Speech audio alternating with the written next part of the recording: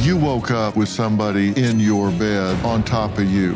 The way that the police acted, I thought that I had done something wrong. You have filed a lawsuit against the police department for how they handled this case. There's no other crime where your sexual history is put on display. As difficult and as painful as it is, it has to be vetted.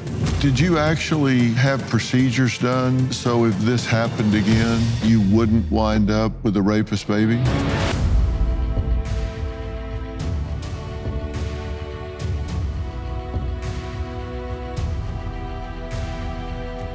From the very beginning, over 2 decades ago, I've always promised to discuss the silent epidemics in this country.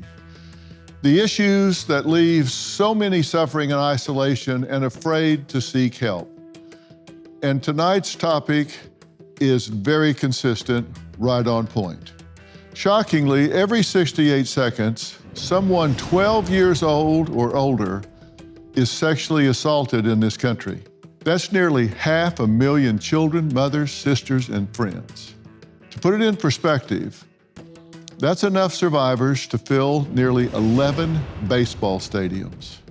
But sadly, due to the stigma, shame, victim blaming, and embarrassment that many often feel, nearly 70% of these inhumane assaults are never even reported to the police.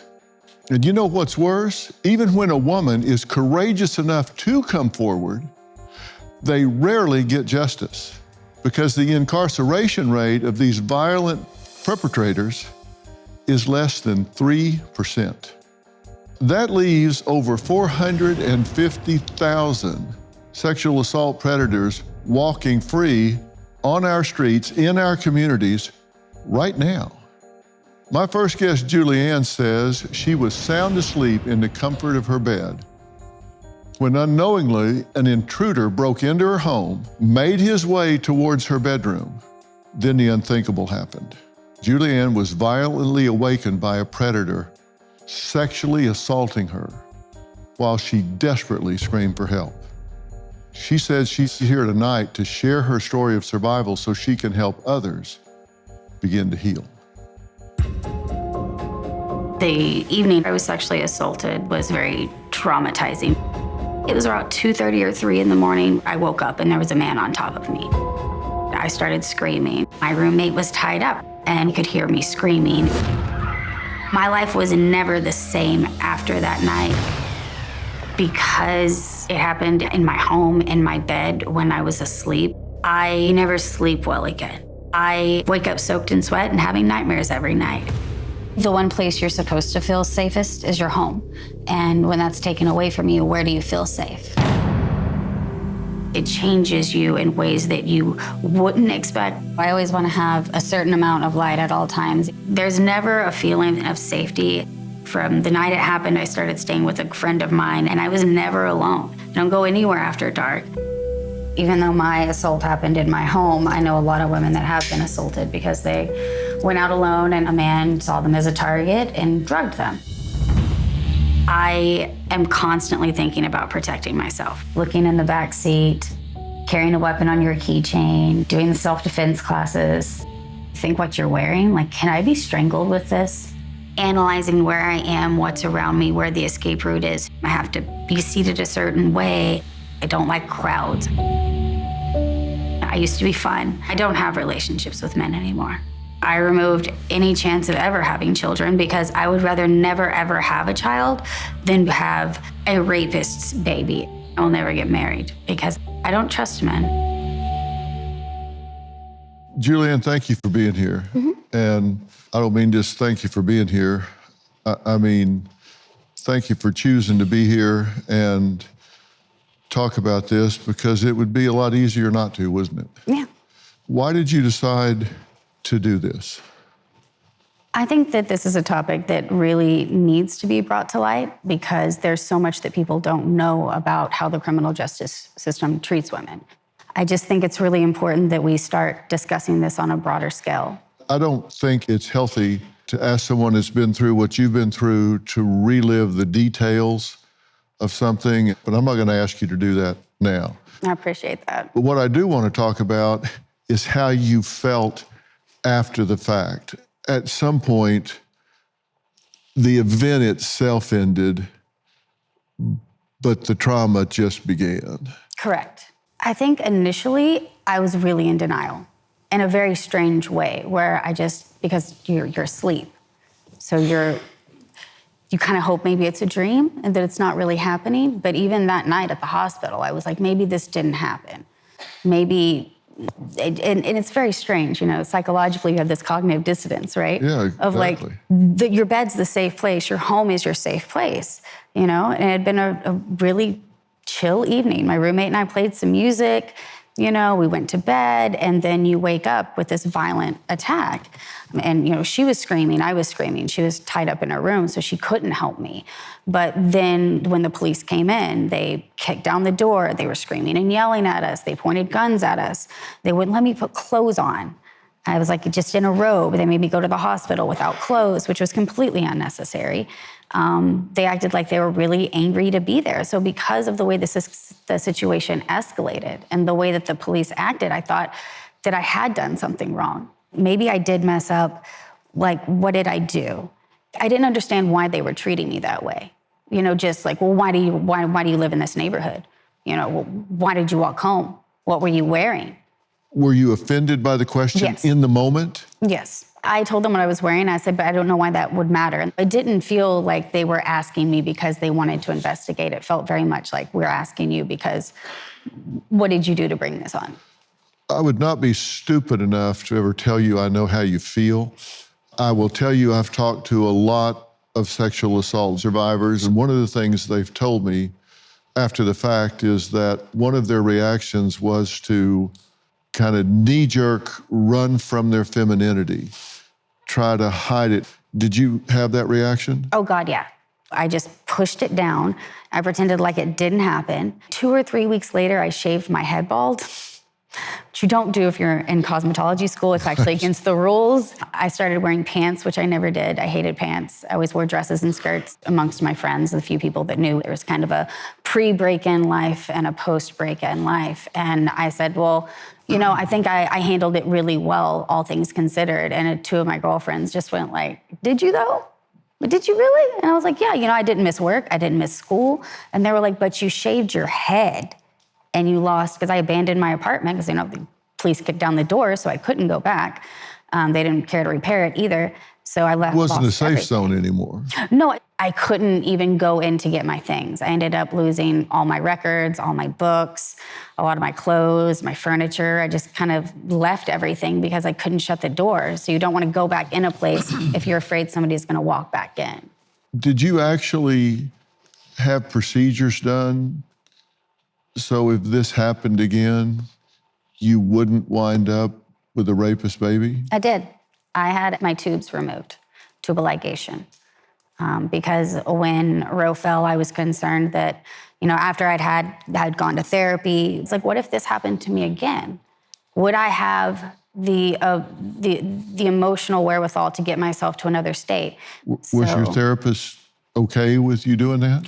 Yeah, and we talked about, the sadness of saying, well, then the door is closed. I'll never have children, but I would rather never have children than be forced to have the child of a rapist. I don't want to be tied to a violent criminal for the rest of my life. But did y'all discuss that a lot of this was a backhanded way of you owning what happened to you? I think it was taking control. Well, it was also saying, I got to change what I'm doing because I must have had some ownership in this. I'm shaving my head, I'm wearing pants, I'm doing things differently. You can interpret that as saying, I must have done something to contribute to this, so I'm going to change what I'm doing. Well, on a scale of 1 to 10, if 10 was you had as full a recovery as could ever be expected from something like this, where would you place yourself today? Today, I would say I'm probably about a 7, but I would say within 5 years of it happening, I was a 1 or a 2. It was just getting worse over the years. Are you in therapy today? Yes. Same therapist? Different therapist. Next, Julianne says her attacker was never identified or apprehended. So whoever did this to her could very well be walking free among us. There wasn't the best investigation done at the time. We'll talk about all that after the break. Struggling with foot, knee, or back pain? G-Defy shoes can change your life. G-Defy shoes are FTC approved to relieve pain caused by weight-bearing activities like walking, running, or prolonged standing. G-Defy absorbs harmful shock and returns energy to each step. This means better body alignment and improved biomechanics. Translation? Freedom to do what you love pain-free. G-Defy shoes have your back. Literally. They're a game changer for seniors and veterans who deserve comfort and support. Here's the deal. You can try G-Defy risk-free with a 60-day trial. And right now, listeners of this podcast get an exclusive offer, 50% off orders of $120 or more. Just text Dr. Phil to 91888. That's right. Half off shoes designed to improve your quality of life. So take control of your life. Text Dr. Phil to 91888 or visit gdefy.com today. It's time to feel good again because you deserve it. I was not okay after my sexual assault. I started wearing all black and shaving my head. It was kind of a way to feel like I disappeared. I wanted to not be in my body. I had this violent crime committed against me, but also hating it for being small, for not being strong enough. It does make you hate yourself. You know, you hear sometimes people say, brave survivors, but when you have someone that's been through what she's been through, and they have the resolve and the commitment to get out of their pattern, get out of their life, go on in front of millions of people and talk about something that they've spent a lot of time trying to put in their rearview mirror. When something like that happens, does that bring all of this alive for you again? Absolutely. Because like most women, I read a lot, or went through a period where I read a lot of true crime. And what we do know about men that commit sexual assault, that rape women, is that they are habitual and that oftentimes it leads to more and more serious crimes. If they start fearing getting caught, that's when they start killing women. And when you see these things reoccur, which as we say, they occur every 68 seconds, so it's in the media, you can never escape from it, reminders of it. Julianne says this monster remains free to offend again because the police failed her in every possible way. Take a look. The night of the assault, when the police broke in, they were very aggressive. They busted down the door, screaming, yelling, guns pulled out, guns drawn at us, and they wouldn't let me put on clothes. The police there seemed irritated and angry and like they just really didn't want to be there. And they didn't fingerprint, they didn't collect evidence, they didn't do anything. They asked me why I walked home, what I was wearing when I walked home. It's the only crime where you can say, well, maybe you're lying, maybe you deserved it. There's always this shame. I gave my statement. They said, if we find something, we'll let you know. They didn't want me calling them. Later, I found out that they had DNA evidence and they just never bothered to let me know. I just want the criminal justice system to start treating this horrible, sexually violent crime like a crime. That's a person's life that is irrevocably damaged and destroyed, and it needs to be taken seriously. Now, you have filed a lawsuit against the police department for how they handled or mishandled this case more accurately. And by the way, we reached out to them for a statement, and as of this taping, they haven't responded, although they've had adequate time to do so. What do you allege in your lawsuit, generally speaking? It was a class action lawsuit, and we alleged that we were discriminated against due to our gender, because the only prosecution that had occurred in years would be a man against a man. Every time it was a man against a woman, a man raping a woman, no conviction. They had the DNA backlog and then the defunct DNA lab because they let everything mold and they weren't testing anything. Then they were using what was called exceptional clearance. It's a tactic used by the FBI. Let's say, it's a mob case and the key witness is murdered. It's going to be exceptional clearance because they can no longer continue to pursue the case. They were using that to clear cases to keep their case clearance low. And when you take into consideration that the police told me, if you don't know who he is, we can't really help you. Then if I know him, it's not a crime. If I don't know him, you can't help me. So we're just going to let this continue to occur. And I realized, there are thousands of young women on the street every Friday, Saturday night, every night of the week, and they're getting drugged and they're having their lives destroyed, and we have to do something. You settled the lawsuit, and a public apology was issued. Did you feel some sense of justice, some sense of vindication?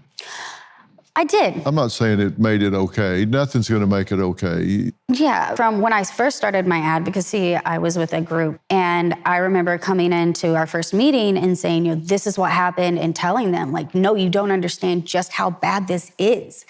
How bad the police, they kicked down my door and left me with no place to live. I'm a petite woman, it's not like I'm gonna be out there defending myself. But this was my way of defending myself. And they pretty much told me, you gotta take it down 10 notches, Julianne. No one's gonna believe this. They're not gonna believe how bad it was. And then, of course, later in the lawsuit, we get my police report. They had DNA evidence. They never called me back. They never tested it. They never ran it through the system? No. And have they now? They closed my case. So, and if you take into consideration that my dog was stolen a week before, my roommate was tied up, which has always terrified me, because why did they do that unless they didn't want her to help me? What were they gonna do to her? What were they gonna do to me if she wouldn't have called the police when she did? Yeah. And that terrifies me to think that this very much looked premeditated. And I'm the exception, not the rule. Most women that are sexually assaulted by someone they know. I was not, even when I fit into all of the things that they want, right? It was a break-in, you didn't know him, we have DNA evidence, which they call the law and order effect. Why didn't you investigate it? They didn't fingerprint, they didn't take evidence, they didn't take statements, they didn't ask anybody. So when do they investigate a sexual assault? Well, we're going to talk about that because we're going to add to this conversation a sexual assault advocate who says there is a list of reasons why women refuse to come forward. We're going to add her to the conversation right after the break. It was not your fault. It just wasn't. And I know that's hard to process, especially when you've been telling yourself that it was, but it was not your fault. I just hope that speaking my truth enables someone else to do the same. Healing is possible. And I, like every other SA survivor, deserve a life of hope and presence and love. And I really hope that you find that. Those brave women you just listened to are using social media to empower survivors of sexual assault to come forward. Now, my next guest, Ria Story, has dedicated her life as an advocate for sexual assault survivors, including speaking on Capitol Hill and being a member of the Georgia statewide Human Trafficking Task Force. Please welcome Ria Story. Thank you for being here. There's a long list of why women don't come forward, and you hear them all. Absolutely. The number one reason I hear is fear. Fear of the unknown, fear of what's going to happen, fear of the consequences, fear of the shame of being judged or criticized or blamed. Yeah. It's not something that people feel comfortable talking about happening. You know, we've made a list of why people give for not reporting this: the fear that they're not going to be believed, retribution or retaliation, being re-victimized by the criminal justice system, which you certainly felt. Absolutely. Being ostracized, judged, blamed, not having an advocate there for everyone to kind of walk them through the system and say, look, this isn't you, this is the system. Shame and embarrassment, and then the trauma of retelling this over and over and over. One of the things about PTSD, and I do a lot of work with school shooting victims and that sort of thing, I just hate to see these documentaries where they get some child that survived and have them go through every single detail of what happened when they were in the... I'm like, what are you people doing? You're etching this in the brain of this child so you can sensationalize this story. But that's exactly what happens when you have to tell the police, the investigators, your attorney, a forensic expert, then you get cross-examined. Before long, it's just part of your DNA, it's part of your identity, and that's not good. What do you tell women when they face this long litany of challenges? First, it's important to know that what happens to us impacts us and influences us, but it doesn't have to define us. It's going to impact you, and in a lot of different ways, and you don't always know that even at the time. But don't let it ruin the rest of your life. I've talked to so many survivors of these things that didn't realize what a grip it had on them until they got into a relationship and it reared its ugly head. Or they had children and their child got to the age to start dating and have a relationship, and they just totally had anxiety attacks and panic attacks about what their child might be experiencing. Something that had been festering for 20 years comes back up, and it's just been there all that time. Yeah, absolutely.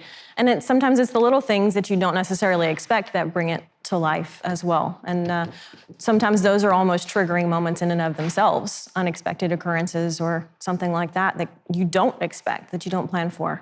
Is there something that needs to happen or is happening within law enforcement to have advocates for those that come in and need someone to say, all right, look, we're going to walk you through this with dignity. We're going to protect your privacy.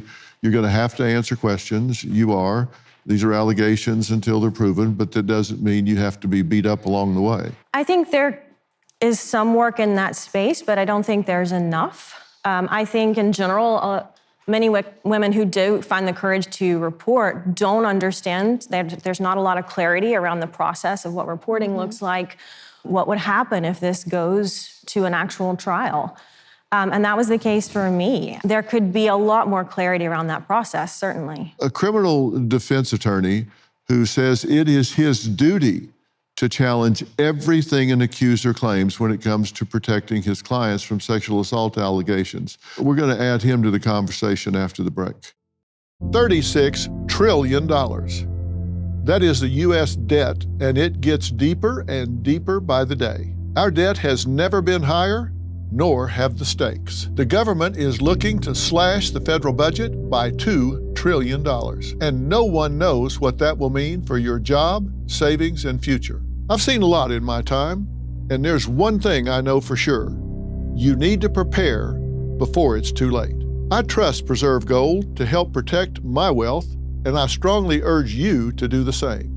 They are the only precious metals firm I trust and recommend to my family, friends, and audience, and they have a special offer just for you. Text Dr. Phil to 50505 to get your free precious metals guide from Preserve Gold. With gold prices recently breaking records and analysts predicting this trend to continue throughout 2025, you cannot afford to wait. As a bonus, you can get up to $15,000 with a qualified purchase from Preserve Gold. So don't wait. Text Dr. Phil to 50505 today. We're adding to the conversation Darryl Stallworth. He's a criminal defense attorney with over 30 years of experience in the courtroom. Thank you for being here. And the way the system works is, as a defense lawyer, you have an ethical duty to provide your client the most vigorous defense you possibly can. True? Absolutely. 90 years ago, the California Supreme Court was reviewing a sexual assault case, and they pointed out that this particular charge flips the presumption of innocent to presumptions of guilty because of the difficult layers that are involved. They talked about how the burden shifts from the prosecutor's burden of proving a case beyond a reasonable doubt to a defense attorney having to show that the client's innocent.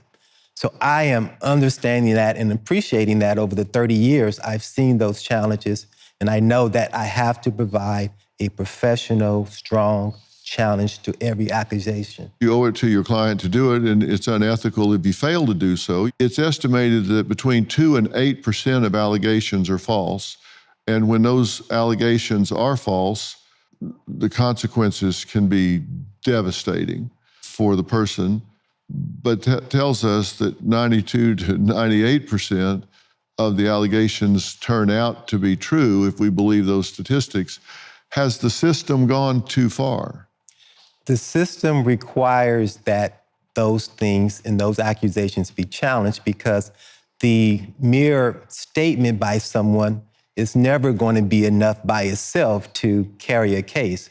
And if you don't have a witness, if you don't have circumstantial corroborating evidence, you have to challenge the credibility of that witness. And that requires the level of challenge, questioning the history, the mental state, the timeline, all those things that come into play. These are things that have to be vetted. And I, as a professional, I have to be surgical with it. I have to do those things to make sure that my client is properly represented. Yeah, if it's a he said, she said. Challenging the accusation is different than challenging the victim.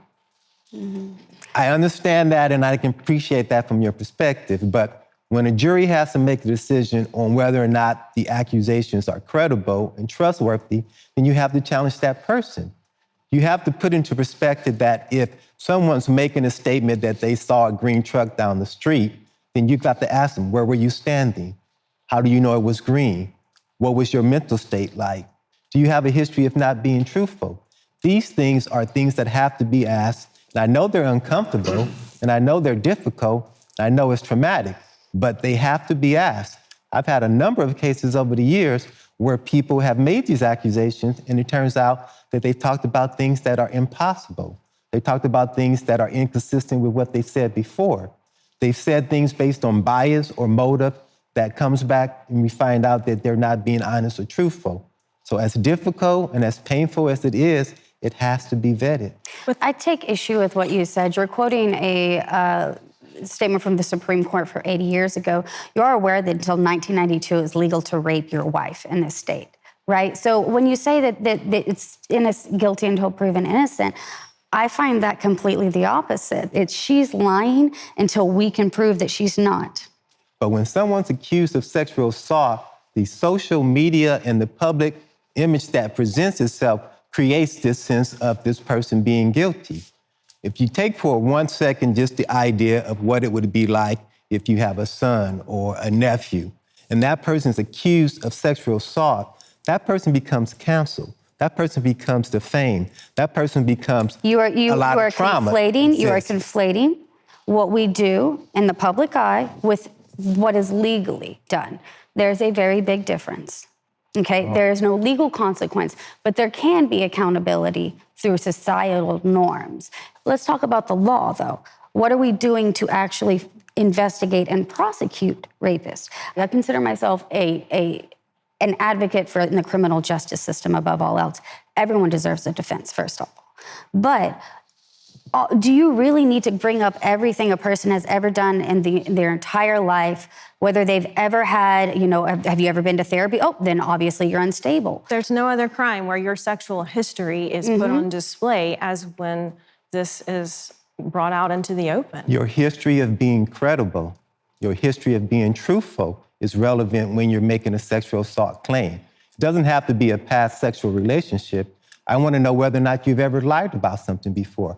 I want to know whether or not you ever made an accusation that's been false. There are false accusations that are being made where people are eventually exonerated. But once that bell is rung, you can't unring it. And what I'm saying from the defense point of view is that it has to be vetted. It cannot just be assumed because the statement is said. Because when you say the word sexual assault and rape, it automatically has a reflection that someone's guilty. It's unlike murder, it's unlike robbery. It requires extra challenges because it creates such a presumption of guilty right from the start. But if I take your watch off your hand and I say, you gave it to me, are we gonna go to court and they're gonna say, have you ever given anyone anything? Have you ever given a piece of jewelry to someone? Have you ever lied about anything? Because how do we know that you're not lying about this now? Because you've lied at some point in your life. Because that watch, it's not gonna hurt you if I take it off of you. But if you take something off of my body, it does. It hurts me for the rest of my life. It's exactly what's supposed to happen. Everything that comes through the court Every accusation that's made, every statement that's made has to be challenged. Sexual assault and intimacy is one of the taboos of the society. Nobody wants to talk about it. Nobody wants to talk about the parameters. Nobody wants to talk about communication. We've got high school kids having sex for the first time. They don't know what they're doing. We've got kids in college thinking that they're being aggressive, but they're being assaulted. This conversation that we're having has to be a conversation that takes place early in everybody's lives. Parents have to talk to their kids. Students have to talk to each other. We have to develop more information so that these tragedies do not exist. No, I agree with you completely there. And I worked with a lot of young people, and the biggest issue we have is that they don't know consent. And if you're in a state, which I'd like to also mention, that says sex is bad, don't do it, it's evil, I also want to mention that children that have been sexually assaulted as children, they're hearing that sex education. That's not good for them either. We need to teach respect. We need to teach continuous consent. We need to teach enthusiastic consent. I agree with you there, but I don't agree that you have to traumatize and destroy a woman's life and rip out everything that she has ever done in the entirety of her life just because she wants to come forward. Rachel Abrams is an attorney who dedicated her career to representing survivors of rideshare sexual assaults. She's recently had a huge victory when her petition was granted allowing all federally filed passenger sex assault cases against Uber into one federal court multi-district lawsuit. And Rachel says this is important so the over 10,000 Uber passengers who reported being sexually assaulted during rides have an opportunity to seek justice. So please welcome Rachel Abrams. This was a big break to get this put together in a multi-district setup. And will there be some cases designated that you'll try first that could set the bar for all the other cases? Yeah, that is how it's routinely done. And right now, the number is growing exponentially because Uber is not implementing the safety measures they need to prevent these sexual assaults from happening. Today, we're hearing about what happens after a sexual assault has occurred.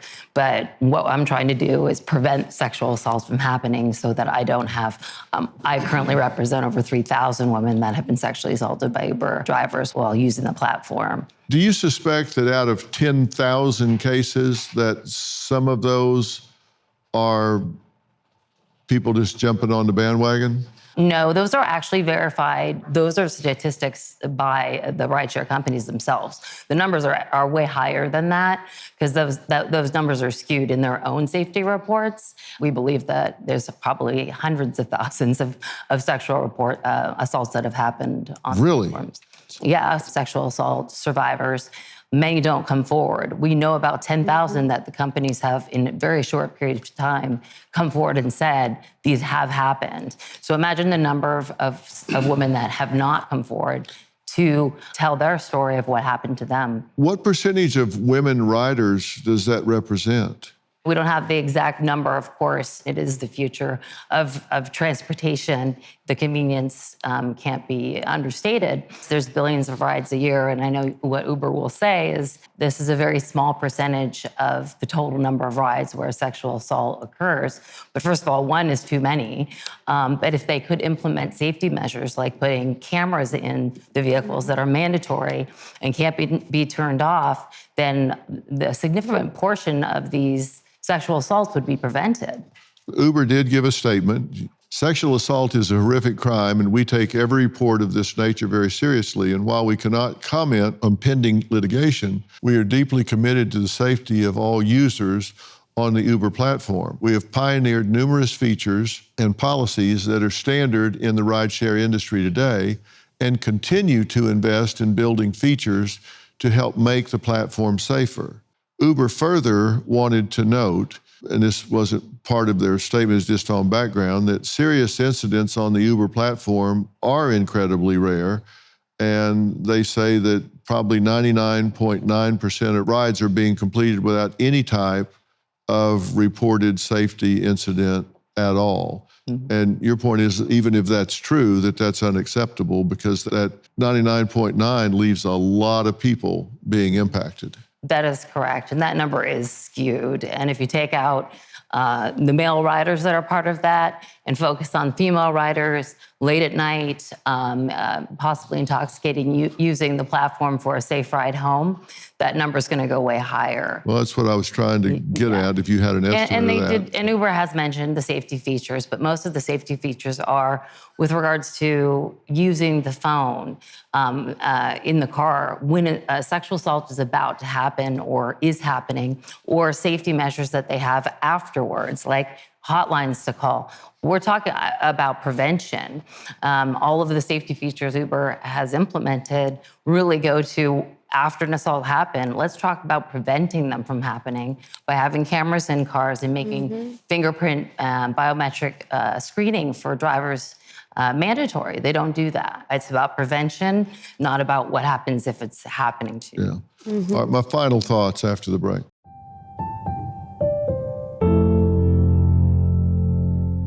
You two have made a very compelling and understandable case about why women are reluctant to go and report. And what you're saying is, I think, that in a he said, she said, you've got to really look at the veracity of the witness, and are they a truth teller, and are they being accurate, and are they reporting it? You know, the sad fact is, your case, for example, was not a he said, she said. There was evidence that was available. There was another witness that was tied up in another room. There were fingerprints that weren't taken. So in that kind of a case, it's different than he said, she said, correct? Correct. What happened in your case is just unimaginable. The prosecutors, the law enforcement people, everybody from the beginning should have done a better job. The problem sometimes is where we have interviewers who are leading and creating a bias and telling people that they've been injured or assaulted when they just need to let them tell their own story. So that's a problem that has to be changed, that has to be different. But isn't it interesting that defense attorneys are charging for their services? The jury doesn't get paid. The witnesses don't get paid. Well, people who cannot afford a private attorney, they have public defenders. And public defenders are very talented, they work very hard. So everybody that has a crime that they're charged with, they are entitled to have a defense attorney. If you can afford a private one that specializes in this area like me, then so be it. And the defamation that takes place in this person's families is incredible. If you can afford a private attorney to be able to fight for your son, to fight for your nephew, to fight for your uncle, that's what you're going to want to have. If you can't, you get a public defender, and they're supposed to do that. That's what the law requires. That's what makes the criminal justice system fair. If the quality of service were the same, there would be no need for someone to be paid above and beyond what a public defender could provide. So the system in and of itself is weighted or favored towards someone who has the financial resources that can make them look better to a jury.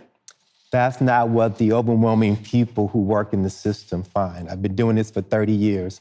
And I understand that it's not weighted. In fact, because of the particular accusations and because of how popular it is a problem for the defense, it's a problem for the accuser.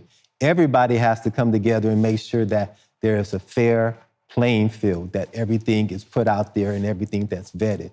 So I disagree with you. I think that the system's doing the best that it can, and that everybody who's accused of these type of crimes has to be properly represented. With all due respect, sir, every statistic and every academic article goes exactly against what you're saying. There is no equity in the law when it comes to a private attorney versus a public defender. And I say that knowing a lot of judges and public defenders and how hard they work. That is just not an accurate representation. Well, I'm sorry, I call you on that. I can tell you, I spent a lot of my professional career in the litigation arena, and my experience has been that you're entitled to the best defense money can buy. Precisely. And that doesn't mean it's right. That's just how the system works. But I will say I was court appointed many times to assist public defenders.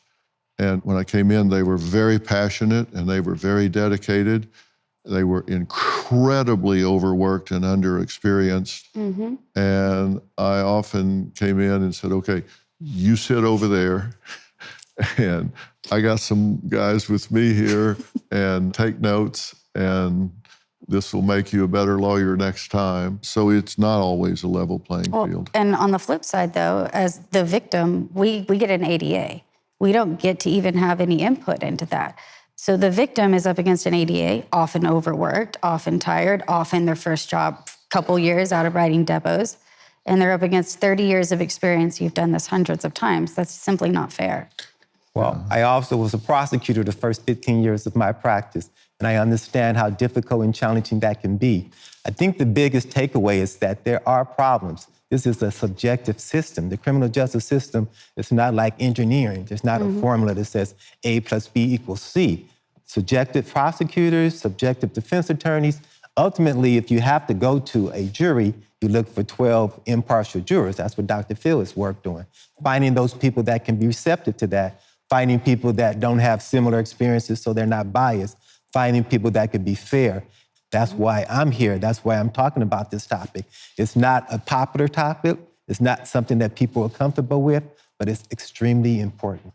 And we'll have to leave it there because we're out of time. I'm glad we've had this conversation, and I think it's been an intelligent conversation on both sides. I thank everyone for being here. Ria, Darryl, thank you so much. Rachel, Abrams, thank you for sharing everything. And I really do thank Julianne for bravely telling her story tonight. I hope it's made all of you think about this. I'll leave you with this final thought.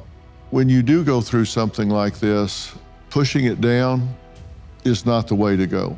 And I'm glad you've worked at this and gotten professional help. And this is trauma. And there are special trauma therapists out there. And you should select carefully those that you choose to help you with these things. You're not ever going to forget it, and you may not ever get over it, but you will get through it. You will learn to accommodate to it.